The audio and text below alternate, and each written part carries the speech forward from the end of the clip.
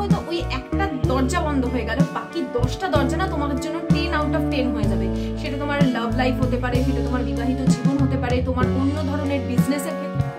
কি ভুল আমি করলাম, আমি এত বোকা। অন্যের মানে সংসারটা ভাঙুক বা মেয়েকে সাপোর্ট দিলে তো সংসারটা সত্যিই থাকে না, না? তো যাই হোক, সেই মুহূর্তে যে কোনো স্টেপ ফেলেছি আমি খুব বুদ্ধি করে, বিচার করে। ওই জন্য পড়াশোনা কমপ্লিট করে নিজেদের পায়ে আমরা নিজেরা দাঁড়িয়ে সন্তানকে পৃথিবীতে এনে দিই। অপমানগুলো ছিল বলেই আজকে তুমি এখানে এসেছো, একদম 100%। Welcome back to my channel. আশা করছি সকলে খুব ভালো আছো, আর আমিও বেশ ভালো আছি। আইব্রো করতে যাওয়ার সময় পাচ্ছি না, দেখি আজকে যদি পাই যাবো। আর এখন বাজে 2:30, দুপুর 2:30। এখন থেকে ব্লগ শুরু করলাম। আশিসকে খেতে দিয়ে দিয়েছি, দেখাচ্ছি। বেশি কিছু রান্না তো করতে পারিনি আমি। এখানে একটা চচ্চড়ি করেছি, আশিসকে দেওয়া হয়ে গেছে, খাচ্ছে। আর এখানে ট্যাংরা মাছের ঝোল করেছি আজকে, মূলো, আলু, শিম দিয়ে, শুধু ওরা আর আমার। আর একটুখানি ওই চাল কুমড়ো ছিল, ইলিশ মাছের মাথা দেওয়া, ওটা। আয়ুষ্মানের জন্য একটা ডিম সেদ্ধ দিয়েছি, ডাল, আর এরকম বাকিগুলো খাবে। স্যালাড কেটে দিয়েছি। আগে আমার রান্নাবান্না হয়ে গেছিল, এসব পুজোপাঠ করলাম, স্নান করে ওকে নিতে চলে গেছি। আর আজকে কিরকম জানো তো, মেঘলা করে আছে, বৃষ্টি আসছে কিছু। তো এসি টেসিগুলো তো সব বাইরে রাখা, মানে ছাদ এসে যাবে, সেগুলোকে আবার ঢাকতে যাবে। তাই ভাবলাম এখন থেকেই ব্লগটা শুরু করি, তারপরে না হয় একটু একটু করে কাজ করবো। এবার আয়ুষ্মান আবার এখন বলছে আমাকে একটু খাইয়ে দেবে মা, দিদা তো আমাকে খাইয়ে দিল, অনেকদিন তুমি খাওয়াও না, মানে এগুলো হচ্ছে ওর ফাঁকিবাজি আর কি। এখন যদি বসে যেত দুজন একসাথে খেয়ে নিতে পারতাম। তাই বলেছে ঠিক আছে, ঠিক আছে চল, ওকে আজকে খাইয়েই দিই আমি। তো ওকে খাওয়াবো, খাইয়ে আমি কিছুক্ষণ রেস্ট নেবো, তারপরে উঠে না বিকেলে জামা কাপড় সব ভাঁজ করতে হবে। আজকে অনেকদিন জামা কাপড় ভাঁজ করা হচ্ছে না ঠিক করে, সব জামা কাপড় কাচা হচ্ছে না। মেলার তো জায়গায় নেই, পুরো ছাদ জুড়ে কাজ হচ্ছে। আমাদের ওদিকে ঘরের তালিকা খুলেছে, আমাকে জিজ্ঞেস করতে হলো, বাজে হলে আমার মাকে বলবে। সব পারে, মাছটা ভালো রান্না করতে পারে না, আমার মাকে বলছে। আরে মার কাছে তো রান্না তো মানুষকে জেনেই করে, বলো? তোমাদের বাড়িতে তো আমি পেঁয়াজ রসুন দিয়েই বা ট্যাংরা মাছ করেছি এখন। এটা তো পেঁয়াজ ছাড়া, রসুন ছাড়া, শুধু কালো জিরে, জিরের গুঁড়ো, হলুদ গুঁড়ো। ওদের বাড়ির নিয়মে আমি রান্না করেছি। সেদিন মা আমাকে বললো এভাবে করতে, শিম, মূলো টুলো দিয়ে ট্যাংরা মাছের ঝোল। ট্যাংরা মাছের ঝোলটা মা আমাকে শেখালো যে শিম, মূলো, আলু সব দিয়ে করতে। এবারে তো আমি পেঁয়াজ রসুন, এখানে বসো, নিচে আসো, পেঁয়াজ রসুন এই, হ্যাঁ খাইয়ে দিচ্ছি তো, আসো। পেঁয়াজ রসুন এই বাড়িতে বেগুন দিয়ে করতো, খারাপ লাগে না খেতে, কিন্তু এত টেস্টি এই ট্যাংরা মাছের ঝোলটা হচ্ছে। কালো জিরে, শুধু কালো জিরে, একটু টমেটো, কালো জিরে কাঁচা লঙ্কা ফোড়ন দিলাম, একটু টমেটো, অর্ধেকটাও টমেটোটাকে ভালো করে ভেজে, সবজিগুলো দিয়ে ভেজে, নুন, হলুদ আর হলুদ গুঁড়ো, লঙ্কার গুঁড়ো আর জিরের গুঁড়োটা একটু জল দিয়ে ভিজিয়ে রেখেছিলাম। ওই মশলা মানে তোমার সবজিগুলো দিয়ে কষাতে কষাতে, ভাজা ভাজা করতে করতে ওটা দিয়ে গরম জল দিয়ে মাছটা দিয়ে ফুটিয়ে, বলে কি টেস্টি হয়েছে মাছের ঝোলটা। ওই মায়ের থেকে তো জেনেছো, মায়ের থেকে জেনেই তো করবো। তো এই যে ওকে এখন খাওয়াতে বসেছি। তোমাদের প্রথমেই বলে নিই, বাইরে একটু সাউন্ড হবে, বাড়িতে কাজ হচ্ছে যেহেতু, একটু সাউন্ডের প্রবলেম তোমাদের ব্যাকগ্রাউন্ডে আসবে, কিছুদিন অন্তত ম্যানেজ করে নিও। আসলে রাতে আমি ভয়েস ওভার করে রাখতে পারিনি, ভীষণ ক্লান্ত বোধ করি, কিছুটা এডিট করেই ঘুমিয়ে পড়ি। ভাবি সকালের দিকে আমি ভয়েস ওভার দেবো, বা সকালে আয়ুষ্মানের স্কুল সব কিছু ম্যানেজ করতে করতে ভয়েস ওভার দিতে বেলা হয়ে যায়, যতক্ষণে আর কি লোক চলে আসে কাজ করতে। তো যাই হোক, আমি কোনো সময় ইদানিং বিশেষ করে এই জিনিসটা প্র্যাকটিস করেছি, কোনো কাজ না যখন করতেই হবে আমি ঝট করে উঠে কাজটা করে নিই, বসে থাকি না যে দূর বাবা আবার কাজটা করতে হবে আমাকে। মানে সংসারটা যখন আমার এবং আমি যখন নিজের মতন করে সব কিছু সাজিয়ে গুছিয়ে নিয়েছি, তখন সেগুলোকে ঠিক করে ম্যানেজ করার দায়িত্বটাও কিন্তু আমার ওপরেই বর্তায়। তো যাই হোক, আয়ুষ্মানকে এখন খাইয়ে নিলাম, খাইয়ে নিয়েছি, এখন আমি খেতে বসবো। তার আগে এই যে আচারটা বানিয়ে রেখেছিলাম জলপাইয়ের, এইটা একটু পাতে নিয়ে নিলে যদি ডাল ভাতও থাকে না তাও খেয়ে নেওয়া যাবে। আর এটা তো গুড় দিয়ে বানানো, সো খাওয়াই যায়। আর কি বলো তো, আমাকে অনেকে জিজ্ঞেস করছে তুমি কি এখন ডায়েট করছো? না গো, ডায়েট করছি লাগছে, সেই শুকনো ব্যাপারটা আমার মধ্যে থেকে চলে গেছে। তবে ভালো করে খাওয়া দাওয়াই করছি, সবই খাচ্ছি, আরও বেশি বেশি করে মিষ্টি খাচ্ছি। তবে খাবো না, মিষ্টিটা কন্ট্রোল করলে আমি স্লিমই থাকবো, যদি আমি মিষ্টিটা কন্ট্রোল করতে পারি। আর যেটা হচ্ছে এখন একটু ভালো করে খাওয়া দাওয়া করছি, না হলে না উইকনেস এসে যায়, বিশেষ করে হাড্ডি ফাড্ডিগুলো না কেমন ব্যথা ব্যথা, জয়েন্টে আমার ব্যথা হচ্ছিল। কারণ দেখো সত্যি বলতে আমরা প্রচুর পরিশ্রম করি, সারাদিন ঘুরে বেড়ানো এগুলো তো নেই, সন্তানের পেছনে দৌড়োদৌড়ি এগুলো তো আমায় করতেই হয়। তো সেই জন্য খাওয়া দাওয়াটা ঠিকঠাকভাবেই করছি। আর আমি কি বলতো খুব বেশি মোটা আশা করি হয়ে যাব না, কারণ আমি এক্সারসাইজ করব, মানে করবো এবার থেকে। কবে করব সেটা এখন বলছি না, মোটামুটি স্টার্ট করে দেবো। আর তার থেকে বড় কথা আমি খুব বেশি পরিমাণে কিছু খাই না, আমি সবই খাচ্ছি, পরিমাণে কম খাচ্ছি। তো একটা আশা করি ব্যালেন্স একটা ওয়েট আমি মেনটেন করতে পারবো। হ্যাঁ একটু আমার ইয়ে হয়েছে, ভুঁড়িটা একটুখানি, ভুঁড়ি নয় মানে যেরকম একদম ফ্ল্যাট টামি ছিল, একটু হয়ে যায় না মোটা হলে যেমন মাঝখানে হয়ে গেছিলো, অতটা না হলেও ফ্ল্যাট টামিটা এখন আর নেই, একটু তো বালকি হয়েছে। তো যাই হোক ওটা ঠিক হয়ে যাবে, এক্সারসাইজ করলেই ঠিক হয়ে যাবে। তো আমি এখন খাবো, খেতে ভাবছি আজকে দুপুরে শোবো না, সমস্ত জামা কাপড়গুলো ভাঁজ করবো, জামা কাপড় কিছু ধোবো, ছোটো ছোটোগুলো ধুয়ে নিচ থেকে মেলে দেবো, এগুলো এখন করবো কাজগুলো। তো ডায়েট তো করছি না বললাম, তবে আমি ভাতের পরিমাণ কিন্তু খুবই কম খাই, রুটি একটা খাই এখন, মাঝখানে দুটো খেতাম যখন খুব রোগা হয়ে গেছিলাম, তারপরে শরীরে একটু কমজোরি ভাব আসছিল, তখন দুটো রুটি খাওয়া শুরু করেছিলাম, এখন আবার একটাতে চলে এসেছি। আর কি বলতো মানে আমাদের না সব কিছু একটু হেরিডিটির ওপর নির্ভর করে। আমার বাড়িতে বিশেষ করে বাপের বাড়িতে সবাই দেখেছো তো একটু বালকি, খাওয়া দাওয়া করলেই না ফুলতে থাকে, যেটা সে তুমি বাইরের খাবার খাও আর না খাও, একটু যদি মিষ্টি খাও কিছু খাও না সঙ্গে সঙ্গে সেটা শরীরে লেগে যায়, কিন্তু ঝরতে গেলে বিশাল কষ্ট।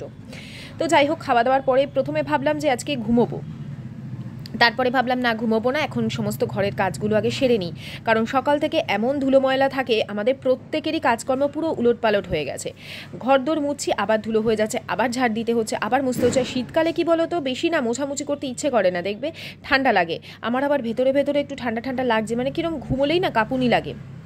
তো এখানে আমি বাসনপত্র সমস্ত ধুয়ে নিলাম, যা যা সকাল থেকে আর কি ব্রেকফাস্ট থেকে সব বাসন ছিল, এক গামলা বাসন কিন্তু এখন আমি দাঁড়িয়ে দাঁড়িয়ে সব ধুয়েছি, ধুয়ে কিচেনটাও আজকে পরিষ্কার করে নেবো, ঝটপট করে দুপুরেই করে নেবো। আগে আগে বিকেল হয়ে যেত, এখন আর সেটা করছি না, এখন দুপুরেরটা দুপুরেই সেরে নিচ্ছি, কারণ সন্ধ্যের পর উঠে না পরিষ্কার কিচেন দেখলে মনে হয় না এবার একদম আমার ফার্স্ট যে কিচেনে কাজ থাকবে সেটা হচ্ছে চা করা। তো সব কিছু আগে যেগুলো গামলায় রাখা ছিল সেগুলোকে বার করে নিয়েছিলাম, এই যে সাদা টিফিন বক্স সব তো ফেলে দিই না, ধরো কাউকে কিছু খাবার পাঠাবো তখন এই টিফিন বক্সগুলো খুব কাজে লাগে, আর এই সব যেগুলো খুব একটা ব্যবহার হয় না, আর এই যে লম্বা কন্টেনার এর মধ্যে আমি কিছু খাবার বানিয়ে রাখি, কেক বা যে কোনো বিস্কিট, সেগুলো এই শোকেসের মধ্যে রাখি। আর ওই যে একটা উডেন শোকেস দেখলে ওর মধ্যে যত রাজ্যের আগরুম বাগরুম অথচ প্রয়োজনীয় মানে হচ্ছে কিছু টিফিন বক্স, সেই টিফিন বক্স, তারপরে কিছু প্রয়োজনীয় গামলা যেগুলো সব সময় ব্যবহার হয় না অথচ লোকজন এলে হয়তো দরকার হবে, সেগুলো ওখানে গুছিয়ে রেখে দিই, প্রচুর আছে ওখানে। তো হয়ে গেছে, এদিকে রেখে দিচ্ছি আমি যে চাটনি খেলাম এগুলো সব এখন জায়গা মতন রেখে দিলাম, অল্প একটু ভাত বেঁচে গেছিলো সেটা একটা ছোট্ট বক্সের মধ্যে করে ফ্রিজে ঢুকিয়ে দিয়েছি, তারপরে টেবিলটাকে মুছে আমি এটাকে নামিয়ে রেখে দেবো। অনেক অনেক হেল্পফুল, অনেক কাজে দিয়েছে আমার এই টেবিলটা।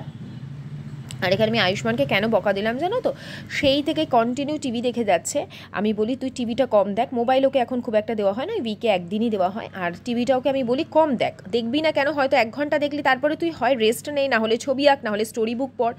এইভাবে যদি এখন থেকে না গাইড করি, না শেখাই, পরবর্তীকালে কি বলো তো আমার নিজের সমস্যা হবে, পরবর্তীকালে যখন বড় হয়ে যাবে তখন স্বেচ্ছাচারী টাইপের কাজ করবে। দেখো স্বাধীনতা দেওয়া একটা বয়সের পর আর স্বেচ্ছাচারী হয়ে ওঠার মধ্যে একটা ফারাক থাকে, তো সেই ফারাকটা সন্তানকে বোঝানোটা আমার মনে হয় এখনই প্রয়োজন, কারণ বেশ কিছু রিসেন্টলি আশেপাশের মানুষজনদের দেখে বুঝি যে বাচ্চাকে অতিরিক্ত আহ্লাদ দেওয়ার ফল পরবর্তীকালে বোঝা যায় বাচ্চার পক্ষে সেটা ক্ষতি হয়ে দাঁড়ায়। আর সন্তান যখন কষ্টে থাকে বা সন্তানে যখন বুঝি যে সে ভালো পথে যাচ্ছে না, তখন সব থেকে কষ্টটা কার হয়? মায়ের হয়, বাবার তো হয়, মায়ের সব থেকে বেশি কষ্ট হয়। তো সেই জন্য ওকে আমি অনেকেই বলে পায়েল এত বকাঝকা করো কেন, বকিও, আবার ওকে আমি খুব ভালোও তো বাসি, সন্তানকে বন্ধুর মতন ভালোবাসি, কিন্তু যখন দেখি যে এই জায়গাটাও কথা শুনছে না, তখন আমার মনে হয় একটু কড়া না হলে কথা শুনবে না। তো এই হচ্ছে ব্যাপার। এদিকে কাউন্টার টপ আমি পরিষ্কার করছি, আমি এখন না সাবান দিয়ে ঘষলাম না, জাস্ট কলিনটা দিয়ে ভালো করে পরিষ্কার করে নিলাম, কারণ বিকেলে আমার আবার রান্না আছে, মানে সন্ধ্যের রান্নাটা আছে, তখন আবার তরকারির ছিটে ওই তেল ছিটবে, তখন আবার তেল ছিটে হবে, তো তখন একেবারে সাবান দিয়ে ঘষে রাত্রে পরিষ্কার করব। আপাতত কলিন দিয়ে পরিষ্কার করলেও ঝকঝক করে, তেল ছিটে ভাব কিন্তু উঠেই যায়। তো কিচেন কাউন্টার টপ একদম ক্লিন করে পরিষ্কার করে নিচ্ছি। বাসন ওদিকে সমস্ত মাজা হয়ে গেছে, ছোট ছোট টুকরো টাকরা যা বেসিনের মধ্যে থাকে আমি একদম পরিষ্কার করে রেখে দিই, যাতে পরবর্তীকালে যখন আমি কাজ করব বেসিনটা দেখলে বা ছোট ময়লার ড্রামটা দেখলে আমার ঘেন্না না হয়। তো আমার মতে আমি এই জিনিসগুলো তোমাদের সাথে এই কারণেই শেয়ার করি, কিছু কিছু জিনিস আমরা জানি, আবার কিছু কিছু জিনিস আমরা জানি না, যেগুলো আরেকজনকে দেখলে আমরা সেই টিপস অ্যান্ড ট্রিক্সগুলো নিজেদের লাইফে অ্যাপ্লাই করতে পারি। এই সময় কটা বাজে জানো? প্রায় 3:45 মতন বাজে। সব কাজ সারছি একটু একটু করে। আর বললাম না জামা কাপড় তো সকাল থেকে ধুতে পারিনি, যখন মিস্ত্রি দাদারা চলে যান তারপরে আমি এখানে জামা কাপড় কাচ্ছি।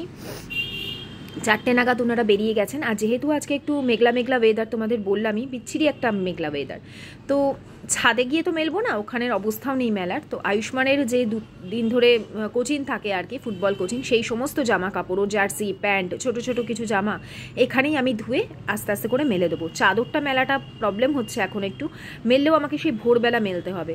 তো অলসতা যখনই সুযোগ দিই আমি নিজে থেকেই দিই, দূর একটু রেস্ট নিই, দূর আমাকেই কেন কাজ করতে হবে, আমার একটু শান্তি নেই, একটু শুয়ে শুয়ে মোবাইলটা ঘাঁটবো তার উপায় নেই, একটু ঘুমোবো তার উপায় নেই, এই সমস্ত যখনই ভাবি তখনই শরীরের মধ্যে অলসতা বাসা বাঁধে। যে কাজটা আমায় করতে হবে, যেই জিনিসগুলো আমি নিজে হাতে করেছি, নিজের শখে করেছি, সেগুলো অন্য কেউ তো বাধ্য নয় গুছিয়ে রাখতে, বা সেই কাজগুলো তো অন্য কেউ করতে বাধ্য নয়, তাই না? তো সেই জন্য আমি মনে করি কেউ যদি হেল্প করে দেয় সেটা আমার এক্সট্রা পাওয়া, আর যদি কেউ নাও করে আমি আমার টাইম মতন ঝট করে নিই। এই যে আসি সেই সঙ্গে সঙ্গে এখানে বাসনের গামলাটা নিজে থেকে নিয়ে চলে গেল কিচেনে, যদিও আরেকটু থাকলে ভালো হতো, নিয়ে গিয়ে ও বাসনগুলোকে না ঠিকঠাকভাবে রেখে দিল। তো হেল্প করে দেয় এসেই, হ্যাঁ টুকটাক করে এরকমভাবে আমাকে হেল্প করেই দেয়। আর এখানে আমি সব ঝটপট করে জামা কাপড়গুলো মেলে দিচ্ছি। আসলে ওই যে বললাম, নিজেদের কাজগুলো তো অবশ্যই করব, কিন্তু সাথে যদি কেউ একটু করে দেয় সেটা আমাদের এক্সট্রা পাওয়া। তো বাবা আর ছেলের জামা কাপড়ই আজকে কেচেছি, নিজের কোনো জামা কাপড় কাচিনি, কালকে কাচবো। আর এইখান থেকে আমাকে একজন জিজ্ঞেস করেছিল পায়েল চুরি হয়ে যাবার ভয় নেই? এক তো আমাদের দোতলাটা একতলা থেকে অনেকটা ওপরে, তাই চুরি হওয়ার প্রথমত ভয় নেই, দ্বিতীয়ত সারা বাড়ি জুড়ে সিসিটিভি ক্যামেরা আছে, সচরাচর কেউ নিতে সাহস পাবে না। আর নিলে একটা জামা প্যান্ট নিয়ে নেবে, আর কি করব? কত কিছুই বিনা প্রফিট মানে কোনো রকম প্রুভে আমি কত কিছুই করছি, সেখানে কেউ যদি সামান্য একটা জামা নিয়ে নেবে, আমার ভাগ্যটা কি কেউ নিতে পারবে? তোমরা অনেকেই বলছো যে জয়েন্ট প্রপার্টিতে কিছু করা মানে লস। আমি একটা কথাই মানি, আমার কপালে যদি থাকে আমি সব কিছু আবার নতুন করে নিতে পারবো। আর যদি কারোর খারাপ ইন্টেনশন থাকে, নেই কিন্তু তাও যদি থাকে, সে কি আমার কপাল নিতে পারবে? না সে ভোগ করতে পারবে? তোমাদের তখন বললাম না যে আজকে দুপুরে শোবো না, তো সব কিছু করে আমি শুয়ে পড়েছিলাম, ঘুমিয়ে পড়েছি। উঠে দেখি 6:30 বাজে। আয়ুষ্মানকে তাড়াতাড়ি করে পড়তে পাঠালো ওর বাবা রেডি করিয়ে। আর আমি এখন ফ্রেশ হলাম, চুলটুল আঁচড়ালাম ভালো করে, সন্ধ্যা দিতে বসবো। সন্ধ্যা অনেকক্ষণ পেরিয়ে গেছে, কারণ মহাদেবের পুজো ছিল আজকে তো সোমবার, সকালে আমি পুজো পাঠ করে নিয়েছি। এখন শুধু সন্ধ্যাবাতি করবো আর মহাদেবের এটা পরবো। এতগুলো ট্রাইপড, দরকারের সময় ট্রাইপডটাই খুঁজে পাই না।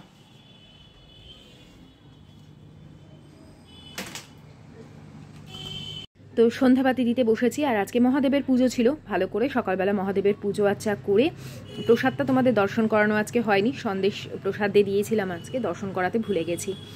তো এখন ভাবলাম একটু ধুনো দিই, ধুনুচির মধ্যে না অল্প করে ধুনো আর কর্পূর দিয়ে আমি আরতি করি সন্ধ্যাবেলা। এখন তো সুন্দর সুন্দর ধূপকাঠিও কিনেছি, তবে সব থেকে ফেভারিট হচ্ছে আমার ধুনো দেওয়া, একটা আলাদাই পবিত্রতা কাজ করে।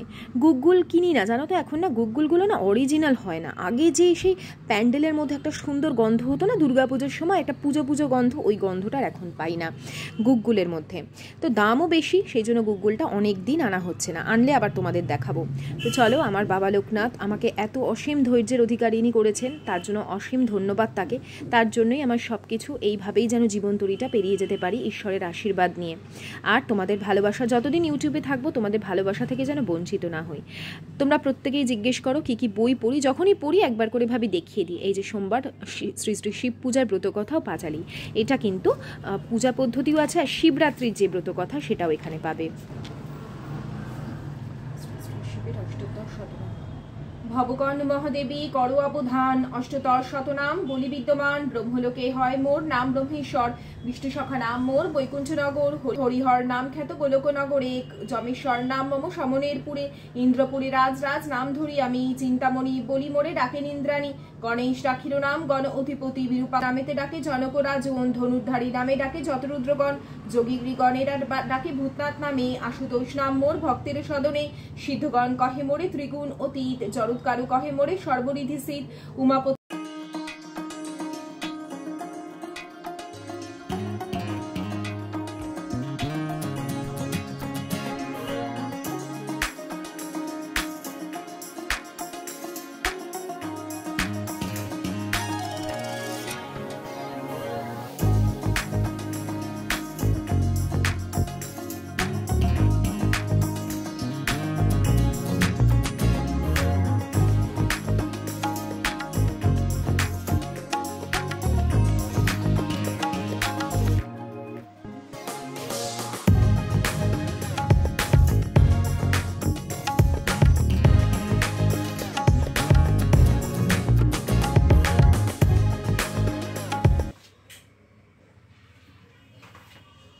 বাও।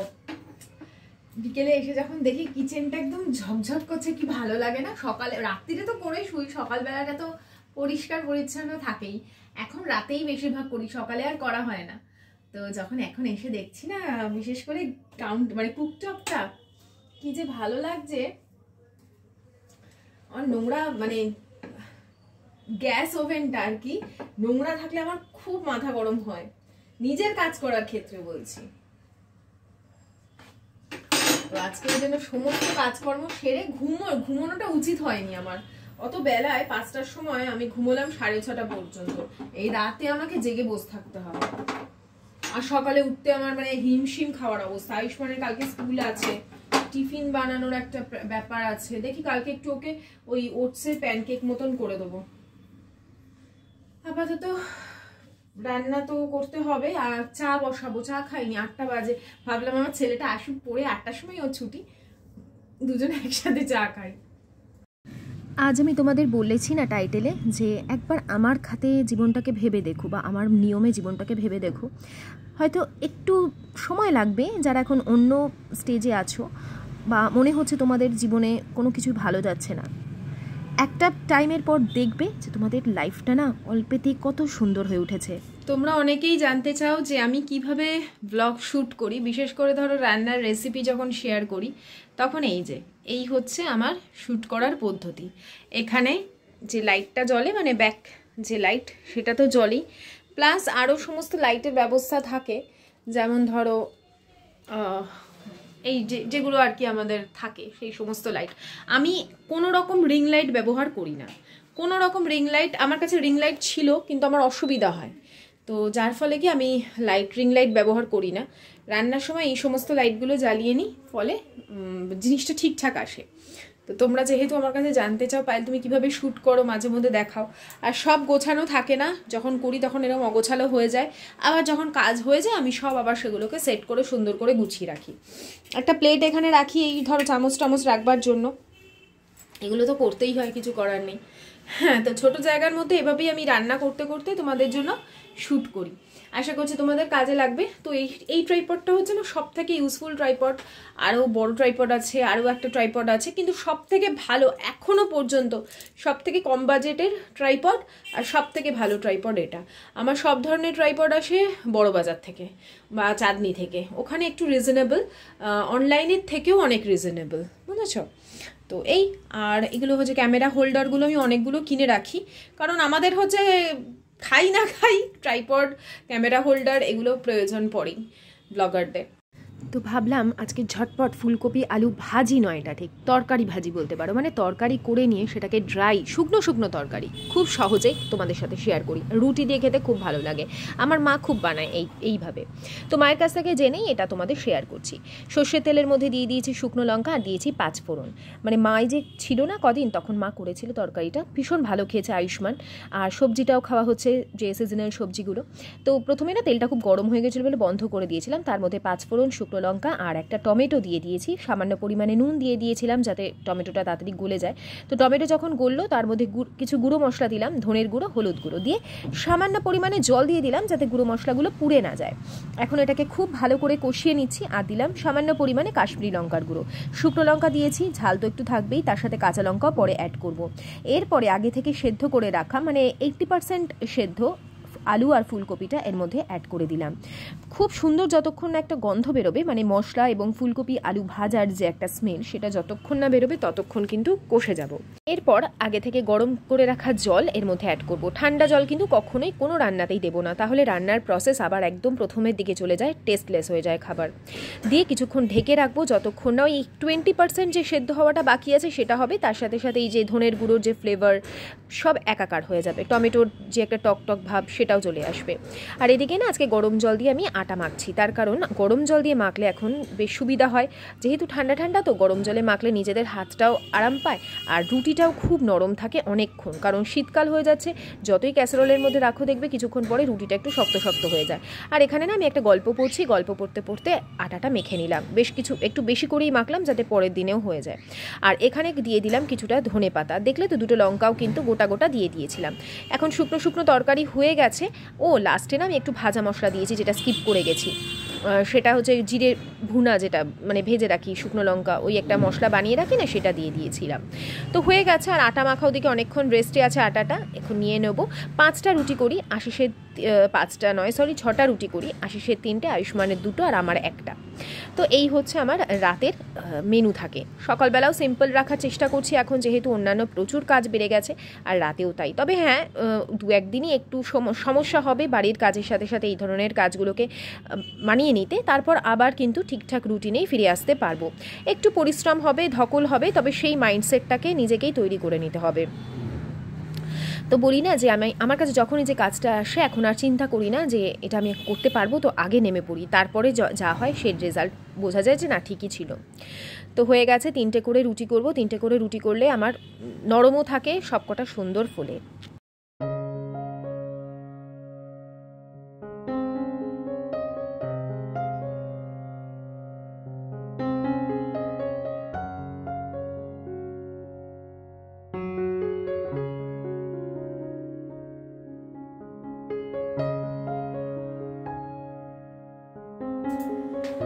এই হয়ে গেল রুটি তরকারি। এখন অ্যাজ ইউজুয়াল এই 1 কারি বাসন আছে, সেগুলোকে ধোবো, তারপর ডিনার করব। আবার বাসন থাকবে, সেগুলোকে ধুয়ে আটা মেখে রেখে দিয়েছি। আয়ুষ্মানকে সকালে এটা দিয়ে টিফিনও করে দিতে পারি বা ও কিছু খেয়েও যেতে পারে। টিফিন কি করব আমি ঠিক মাথায় আসছে না, এক হতে পারে এটা, অথবা হতে পারে এই যে আলুর তরকারি কিছুটা রেখে দিলে না, আলু গোবি যেটাকে বলে, মানে আলু ফুলকপির যে তরকারি করলাম মাখা মাখা, এটা কিছুটা রেখে দিলে, ওটা দিয়ে পরোটা করে দিলে ভীষণ টেস্টি হয়। যে কোনো তরকারি, তোমার যদি মাখা মাখা কোনো সবজি থাকে, গাজর বিনস বিটের তরকারি, সেটা দিয়ে পরোটা করে খাও, ভীষণ ভালো লাগবে খেতে। যদি দেখো একটু বেশি পাতলা, সেক্ষেত্রে বলবো আটার সাথে মেখে নাও। আর যদি দেখো না খুব ড্রাই আছে, তার সাথে কি করবে, একটু মানে ধরো খুবই একটু ব্যাপারটা মাখা মাখা অথচ জল জলে, মানে আটার মধ্যে দিলে জিনিসটা ফেটে বেরিয়ে যাওয়ার বেশি চান্স থাকবে। সেক্ষেত্রে কি করবো বলতো, একটু না বেসনটাকে রোস্ট করে এই তরকারিটার মধ্যে মিশিয়ে নেবে, তাহলে টাইট হয়ে যাবে, খেতেও ভালো লাগবে। তো এই রুটি করতে করতে একটা জিনিস আমি চিন্তা করছিলাম, জানো তো, আমরা বিভিন্ন ক্ষেত্রে না লবির শিকার হই। লবি বলে না, মানে প্লেয়াররা খুব এই ওয়ার্ডটা ইউজ করে, লবিবাজি। মানে কি হয়, যে যার সোর্স লাগিয়ে ওপরের দিকে উঠে যাওয়ার চেষ্টা করে, বা সোর্স তো সবার থাকে না, তো যে যার তখন না তার কোয়ালিটিটা, তার গুণটা না চাপা পড়ে যায়। তো আর আমার হাজব্যান্ডের সোর্স থাকলেও, বিশেষ করে আমি খেলাধুলা সবকিছুর ক্ষেত্রে বলবো, আমার হাজব্যান্ড কখনো না ছেলের কাছে গিয়ে মানে বলে না যে আমার ছেলের খেলাধুলা বা যে কোনো কিছু ক্ষেত্রেই আমার ছেলে একটু দেখো, আমার ছেলে একটু দেখো, এই জিনিসটা নিজের ক্ষেত্রেও কোনোদিন করতে পারিনি, বিশেষ করে খেলায় বলছি, আর ছেলের ক্ষেত্রেও করে না। ওকে সবসময় বলে তুমি তোমার খেলা দিয়ে তোমার ফিটনেস বাড়াও, তোমার ফিটনেস, ও সবসময় ওর মানে ছেলেরই দোষটা দেয়, তুমি তোমার ফিটনেস বাড়াও। এমনি তো আয়ুষ্মান এখন অনেকটাই রোগা হয়ে গেছে, নিজে থেকেই খাওয়া দাওয়া কন্ট্রোল করে, ফুটবলের এখন ওর অনেক স্কিল বেটার হয়ে গেছে। তো ওর বাবা বলে আমি কাউকে কিছু বলবো না, তুমি তোমার খেলা দিয়ে তোমাকে এগিয়ে যেতে হবে, এরকম ব্যাপার আর কি ওর বাবা সবসময় ওকে বলে। আমি কিন্তু কোথাও কাউকে কিছু বলবো না, ও বলে সবাই, বাবা সবাই তো সবার বাবারা এসে বলে, তো ওর বাবা সেটা রাজি হয় না। ওর বাবা সেভাবে যাই না, মানে কোথাও ওকে, ও একাই চলে যায় খেলাধুলার ক্ষেত্রে, সে স্পোর্টস থাক বা খেলা থাক, যাই থাক, টুর্নামেন্ট থাক, তো আমি একটা কথা ভাবছিলাম, এটা নিয়ে আমি একটু লেখালেখিও করবো ভাবলাম, যে ধরো তুমি তোমার কোয়ালিটিটা চাপা পড়ে গেল, কোনো কিছু, সেই লবি যে কথাটা বললাম এটার ক্ষেত্রে আমি একটা জিনিস আশিসের জীবন দিয়ে বলতে পারি, বা আমি আমার নিজের জীবন দিয়েও বলতে পারি, যে তোমার যদি সেটা যে কোনো কারণেই হোক, যে কারোর কারণে হোক, সেটা কারোর হিংসা, ইভিল আই, বা তোমার ফিটনেসের অভাবের জন্য, বা তোমার যে কোনো চোট পাওয়ার কারণের জন্য, যা কিছুর জন্যই তোমার যদি কোয়ালিটি ধামাচাপা পড়ে যায়, সেই মুহূর্তে অনেকে অনেক কথা বলবে, অনেকে হাসবে, অনেকে বলবে ওই তোর কেরিয়ার চলে গেল। সেই মুহূর্তে তোমাকে তুমি যদি একবার স্ট্রং হয়ে উঠে দাঁড়াতে পারো, তোমার হয়তো ওই একটা দরজা বন্ধ হয়ে গেল, বাকি 10টা দরজা না তোমার জন্য 10 আউট অফ 10 হয়ে যাবে। সেটা তোমার লাভ লাইফ হতে পারে, সেটা তোমার বিবাহিত জীবন হতে পারে, তোমার অন্য ধরনের বিজনেসের ক্ষেত্রে হতে পারে, তোমার লাইফ স্টোরিটা পুরো চেঞ্জ হয়ে যাবে। হ্যাঁ, হয়তো ওই দরজাটা তোমার জন্য বন্ধ হয়ে গেল, যে দরজাটা তুমি ছোট থেকে নিজেকে গ্রো করেছিলে। তো আমি আমার ছেলেকে সেটাই সবসময়, এগুলো তো কি বলতো, বাচ্চাদের না মনোবলটা ভেঙে যায় কিছু কিছু ক্ষেত্রে। তো ওকে এই জিনিসটা আমি এখন থেকেই ট্রেনিং দিই। ওর বাবা ও নিজেই এখন এত বলে না, আমি একাই, আমার যেদিন হবে, আমার যেদিন মনে হবে আমার কোয়ালিটি ঠিক হয়েছে, তখন আমি নিজের কোয়ালিটির দ্বারা উপরে উঠতে চাই। কিন্তু সেটা সবসময় সব মানুষে না হতে দেয় না, সেটা বিভিন্ন কারণে হতে পারে। হয়তো কোনো কারণে ভেবেছিল, মানে সেটা পার্সোনাল কিছু ইস্যু এসে যায় মাঝখানে, কেন জানি না, মানুষ অন্যের ভাগ্য দেখে হিংসা করে বা অন্য কিছু দেখে হিংসা করে, আমি বুঝি না কেন তাদের মধ্যে, যে যা কর্মের দ্বারা করে না উন্নতি করে, তো বুঝি না মানুষ কেন এগুলো করে। যাই হোক, আমার বক্তব্য এটাই, আমরা কখনো কখনো কোনো দিক থেকে ভেঙে যাই, কিন্তু আমরা যদি অন্য দিকটা দেখি না, আমার কথাই আশিসের একটা এক্সাম্পল দিলাম, আমার এক্সাম্পল দিই। আমি তো খুব ছোট বয়সে বিয়ে করে নিয়েছিলাম, সে তোমরা আমাকে, আমি নিজেই বলবো এচড়ে পাকা, এবারে পেকে, মানে নিজের দোষে নিজে ফাঁদে পড়েছিলাম। ফাঁদে বলবো কেন, মানে ফাঁদে বলাটা ঠিক হবে না, আশিস যথেষ্ট ভালো ছেলে, সেই সময় হয়তো ছোট বয়সে বলতাম। তো নিজের দোষে নিজের ইয়েতে সেই মুহূর্তে আমি একটা কষ্ট পেয়েছিলাম, খুব মানে মানসিক ধকল সহ্য করার সেটা বয়স ছিল না। যে পলিটিক্স হয়, যে মানে আমরা তো একটা অন্য ফ্যামিলি থেকে আর এক ফ্যামিলিতে পুরো অন্য পরিবেশে আসি না, তো সেই পরিবেশের মানুষদের উচিত তাকে সেই কমফর্ট জোনটা দেওয়া, তো সেটা সবাই দেয় না তাদের, যাই হোক সেই মুহূর্তে তাদের উচিত দেওয়া, দেয় না। একটা অ্যাডজাস্টমেন্ট হতে তো টাইম লাগে না, অ্যাডজাস্টমেন্ট হতে টাইম লাগে। তো সেই মুহূর্তে আমার মনে হতো কি ভুল আমি করলাম, আমি এত বোকা, অন্যের মানে আশিসেরই বেশি দুর্বলতা ও ছিল তখন, যে বিয়ে করবো হ্যান ত্যান, ওর জন্যই আমি আরো বেশি তাড়াতাড়ি বিয়ে করে নিয়েছিলাম। তো আমি ভাবতাম যে আমাকে যে এতটা কষ্ট ভোগ করতে হবে আমি ভাবিনি। আর তখন না বাপের বাড়িরও মানুষের মানসিকতা না চেঞ্জ হয়ে যায়, হয়তো তারা চায় না যে সংসারটা ভাঙুক, বা মেয়েকে সাপোর্ট দিলে তো সংসারটা সত্যিই থাকে না। তো যাই হোক, সেই মুহূর্তের কথা বলি, তখন ভাবতাম আমার বন্ধুরা কত ভালো আছে, ওরা কি সুন্দর পড়াশোনা করছে, চাকরি বাকরি করছে, বা চাকরি বাকরি তখন করবে, তখন তো পড়াশোনা চলছে, সবাই কত ভালো আছে, আর আমি কত কষ্ট করছি। তো লাকি, মানে খুব বুদ্ধিমানের ওই একটাই, মানে জীবনে ওই অবধি আমি 18 বছর অবধি ভুল করেছিলাম, তারপরে যে কোনো স্টেপ ফেলেছি আমি খুব বুদ্ধি করে, বিচার করে, ওই জন্য পড়াশোনা কমপ্লিট করে নিজেদের পায়ে আমরা নিজেরা দাঁড়িয়ে সন্তানকে পৃথিবীতে এনেছিলাম। তো সেটাই বলছি, মানে সেই মুহূর্তে আমার খুব মনে হতো আমি খুব বোকামি করেছি, মুখ লুকিয়ে থাকতে ইচ্ছে করতো। তারপরে এখন ভাবি অনেকের থেকে মানে অনেক ভালো কাজ করেছিলাম। তো সেটাই হচ্ছে ব্যাপার, সবই না চোখ বন্ধ করে যদি ঈশ্বরের ওপর ছেড়ে দিই, মানে রান্না করি না, আর এই সমস্ত আমার মনের ভিতর চলতে থাকে, আর সেগুলো ভাবি তোমাদের সাথে শেয়ার করি। চোখ বন্ধ করে যদি ঈশ্বরের উপর ভরসা করে পুরো ছেড়ে দিই না, আমি দেখেছি ঠিক তিনি না মানে দাঁড় করিয়ে দেন। বলতে বলতে চোখে জল এসে যায়। যখন ছোট থাকি আমরা খুব সরল মনে থাকি না, সবাইকে বিশ্বাস করি, ভাবি হ্যাঁ এ হয়তো আমাকে ভালোবাসে বলে এ আমাকে কখনো কোনো কিছু থেকে দূরে করবে না, আমি তো ফ্যামিলিরই মানুষজন, এরকম ভাবি না আমরা। তো মন ইন্টেনশন ক্লিয়ার থাকে। তখন বড়রা যখন পরবর্তীকালে ঠকায়, তখন না মনে হয় যে মানে বড়রা ঠকায় বলতে কি, মানে হয়তো এটাই সবার মনে, বা আমারও হয়তো মনে হয় যে মনটা যদি তোমার সেই মুহূর্তে পরিষ্কার থাকে, তোমার জন্য রাস্তা পরবর্তী মানে ভগবান আগে থেকে ক্লিয়ার করে রেখেছে, ঠিক করে রেখেছে, যে তোমার কষ্ট পেতে হবে না।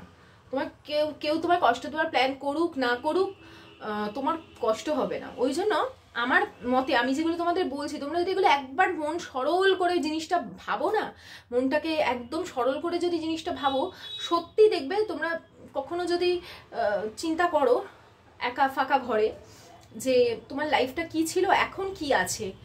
হয়তো আগে তুমি খুব ভালো ছিলে, এখন খারাপ আছো, কিন্তু মনে করো পরবর্তীকালে এই জিনিসটাই তোমার কাছে খুব বড় একটা প্লাস পয়েন্ট হয়ে যাবে। তখন মনে হবে হ্যাঁ এই সময়টা এসেছিল বলে আজকেই আমি একটা কমেন্ট পেয়েছি। পায়েল তুমি মনে রেখো অপমানগুলোকে গায়ে মেখো না, মনে রেখো অপমানগুলো ছিল বলেই আজকে তুমি এখানে এসেছো। একদম 100% কথা, একদম 100% কথা। এরকম ছোট ছোট অনেক অপমান আছে, পরে সেগুলো এক সময় বলবো। তো তোমাদেরও আমি এটাই জানাতে চাই, বিশ্বাস করো ঈশ্বরের ওপর আস্থা থাকলে না, সে যে নামেই ডাকো না কেন, তিনি না, সত্যি বলছি, তোমার জীবনে কখনো সাময়িক দুঃখ কষ্ট, আমরা তো মানুষ না, আমাদের কষ্ট হবে, আমরা আবার মৃত্যুর কোলে ঢলে পড়বো সবাই। সে যে পাপ করছি সেও মৃত্যু হবে তারও, যে পাপ করছি না তারও মৃত্যু হবে। আর চলে তো সবাইকেই যেতে হবে। তো আমরা কত মানুষের প্রতি কত অভিযোগ মনে রেখে দিই, কত নিজেদের মধ্যে আত্মহংকার, এই কেন এটা বলছে, ও কেন এটা বলছে, এর সাথে কথা বলি না, ওর সাথে কথা বলি না। তো এটাই হচ্ছে ব্যাপার, মানে চোখ বন্ধ করে দেখলে ভাবি যে ঈশ্বর সব কিছু তোমার ভালোই করে রেখেছে। আলটিমেট যে ডেস্টিনেশনে তোমার, সেখানে সব কিছু ভালো আছে। তো এই পজিটিভ ভাইব নিয়ে রাখলে জীবনটা সত্যি অনেক অনেক অনেক উন্নত, অনেক অনেক অনেক খুশিতে ভরে থাকবে। তো আমি এই ইচ্ছে নিয়ে আজকের ভিডিওটা এখানে শেষ করছি। তোমরা সবাই খুব পজিটিভ ভাবো, আমিও পজিটিভ ভাবি, চেষ্টা করি ভালো থাকার। আশা করছি আজকের ভিডিওটা তোমাদের ভালো লেগেছে বন্ধুরা। যদি ভালো লেগে থাকে একটা লাইক করো, অবশ্যই কমেন্ট করো। আর আসছি আবার আগামীকাল, ততক্ষণের জন্য tata, bye bye, good night, sayonara.